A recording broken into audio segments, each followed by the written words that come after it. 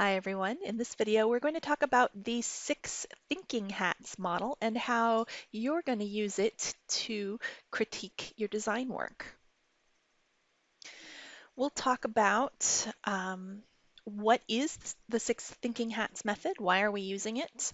We'll go through each one of those six hats, talk about how you would use this in a group critique versus an individual review, and finally, how to use a template that I've created for you. So this six thinking hats idea comes from a book written by Edward de Bono, shown on your screen here, in 1990. And it's a business or management book which really delves into a new way of running a creative meeting.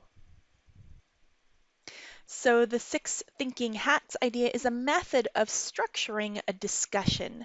And using this method, you would keep your group focused, you'd provide different viewpoints, and it really helps people to change or expand their own thinking process because people do kind of get stuck in a rut. They always give the same kind of feedback. They always have the same kind of ideas. This is one way to break free of that. So to use this method in our educational setting, we are going to join in a group and then divide the group into different roles or six different thinking hats. All right. For an individual role, you could, an individual review, you would just switch between roles or try on each thinking hat in turn. So let's take a look at these six different hats. They're named with colors, which you can take it or leave it if the colors are not your thing.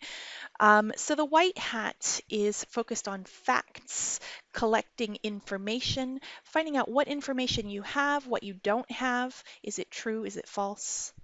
Right. The yellow hat is the positive hat, optimism, and it's focusing on the benefits of the creative process or product or design that you're working on. Okay. The black hat is kind of the opposite. It's the devil's advocate. It finds the negative side of every issue.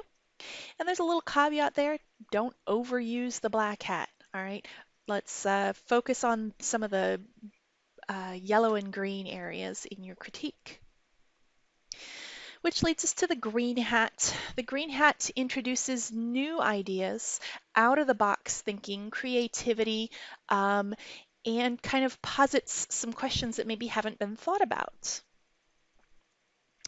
The red hat is for comments and feedback based on emotion and gut feelings. The red hat comments don't really have to have any background behind them, that you don't have to express your reasons for these feelings. All right, they're based on your gut instinct.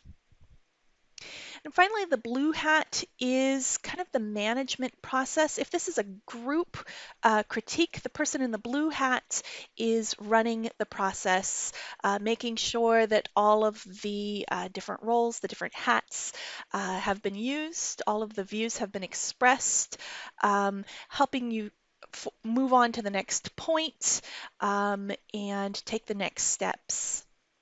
For an individual review, this would have to be self-managed. So here's another illustration of these six different roles or these six different hats. All right, so starting with the white hat, their comment or might be just the facts. All right, the blue hat would manage the process, maybe set the rules of the meeting. Okay, and keep things moving along.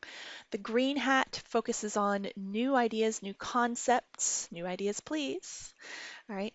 The yellow hat explores the benefits, the positive side. Okay. And the red hat expresses feelings, and sometimes those feelings can be positive or negative. Right. And finally, that black hat, it's the negative judgment and looking at the devil's advocate side. For your use in this course, I've provided a template located in this module.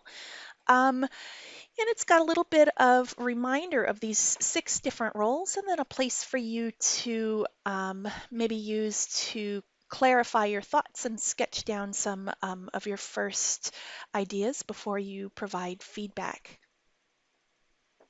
All right, everybody, I hope that this helped you get introduced to this process. And as we use it a couple of times, you'll see that it does provide a form or a framework for this process of discussion of your design. Thank you.